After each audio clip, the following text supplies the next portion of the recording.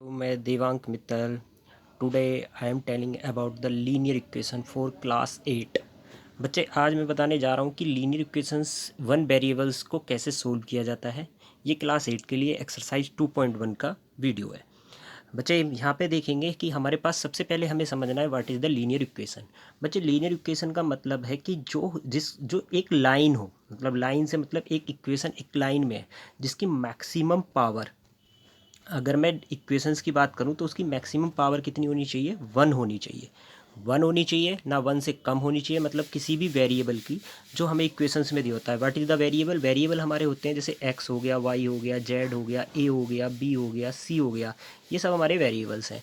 तो को वेरिएबल्स की जो पावर है वो मैक्सिमम अगर 1 है तो वो क्या कहलाती है? हमारी एक लीनियर इक्वेशन कहलाती है, जो कि हमारी एक ग्राफ अगर हम उसका ड्रॉ करते हैं तो वो एक लाइन में ग्राफ बनाता है। मतलब एक ड्रॉ एक लाइन के थ्रू होता है।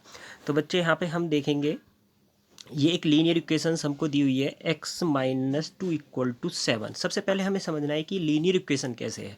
यहाँ पर देखें x की पावर क्या है? x की पावर 1 है। और जब पावर 1 है, इसको पावर भी बोलते हैं और हम दूसरा नाम इसको डिग्री भी दे देते हैं कि इसकी इक्वेशन की डिग्री कितनी है, और इसी को नाम एक्सपोनेंट्स भी कहते हैं। तो हमें इन 3 नाम से जानते हैं, एक्सपोनेंट, डिग्री एंड पावर। तो यहाँ पर पावर मैक्सिमम हमारी 1 है, तो हम इसे समझेंगे इक्वेशन को कि x-2 = 7। देखो बच्चे, ने सोल्व करने के 2 मेथड है।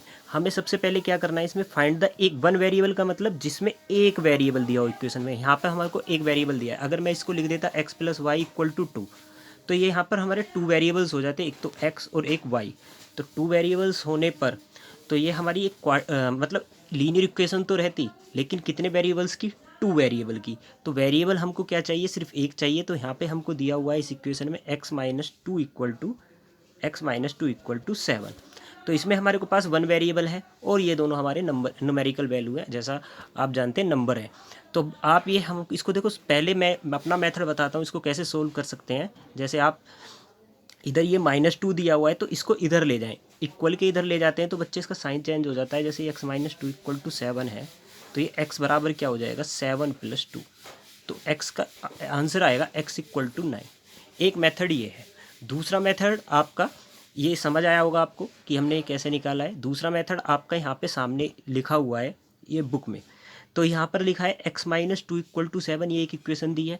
अब इसमें क्या किया है? बोथ साइड x-2 = 7 है, बोथ साइड 2 प्लस कर दिया। इधर भी 2 प्लस कर दिया है और इधर भी 2 प्लस कर दिया। देखो ये 2 प्लस का ये माइनस का कट गया है। यहाँ तो वैल्यू x की आ गई और इधर वैल्यू ये 9 आ गई। अब ये हमने 2 प्लस क्यों किया है? 2 इसलिए प्लस किया है क्योंकि यहाँ पर वैल्यू -2 थी।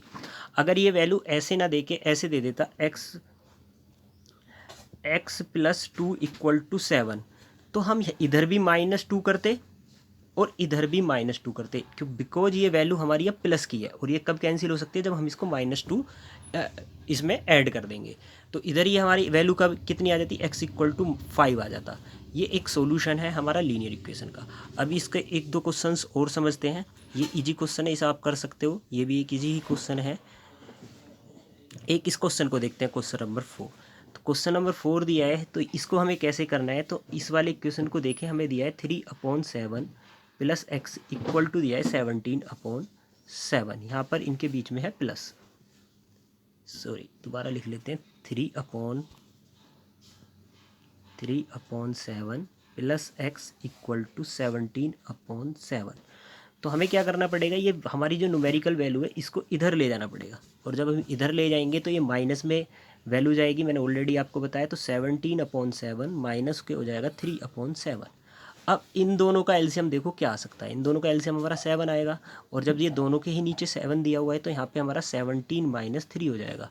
और 17 में से अगर 3 माइनस करते हैं, हम सब्ट्रैक्ट करते हैं, तो हमारा कितना आ जाएगा? 14/7। और 7 को कितने टाइम 7 14 को 2 टाइम्स काटता है, तो हमारी x की वैल्यू कितनी आ गई? 2। ये एक सॉल्यूशन है हमारा इसका। होप शो आपको सभी को क्लियर होगा। और इसका क्वेश्चंस देखते हैं, कुछ एक डिफ़िकल्ट सा। बच्चे, एक इस टाइप की इक्वेशन होती है, जैसे ही हमको दी हुई है 6x = 12। तो हम इसमें क्या कर सकते हैं? x = करेंगे 12/6।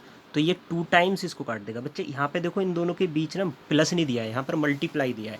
और जब ये मल्टीप्लाई देता है तो ये क्या होता है कि इसके अपोजिट डायरेक्शन में अंडर में जाता है, मतलब डिनोमिनेटर में जाता है। तो 6 से इससे 12 को काटते तो हम 2 टाइम कटेगा, तो x इक्वल टू हमारा कितना आ गया 2।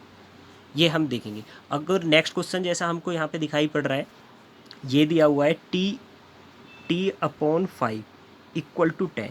अगर बच्चे ये इसके हमारे वेरिएबल के डिनोमिनेटर में दिया होता है तो हम इसकी यहाँ पर मल्टीप्लाई करते हैं अपॉन 1 मान के।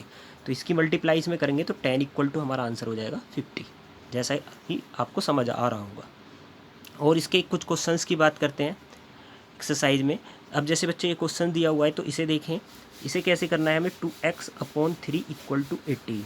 तो सबसे पहले हमें क्या करना होगा, 3 की मल्टीप्लाई 18 में कर देंगे। ये वेरिएबल के नीचे डिनोमिनेटर में दिया हुआ है, तो 2x इक्वल टू कितना हो जाएगा 18 × 3। अब हम क्या करें, x इक्वल टू ये हमारा इसके डिनोमिनेटर में जाएगा 18 × 3/2। तो 2 से 18 कितने टाइम कट गया 9 टाइम। तो 9 और 3 की मल्टीप्लाई करते हैं तो x इक्वल टू कितना हो गया 27। ये आपको समझ आ गया होगा।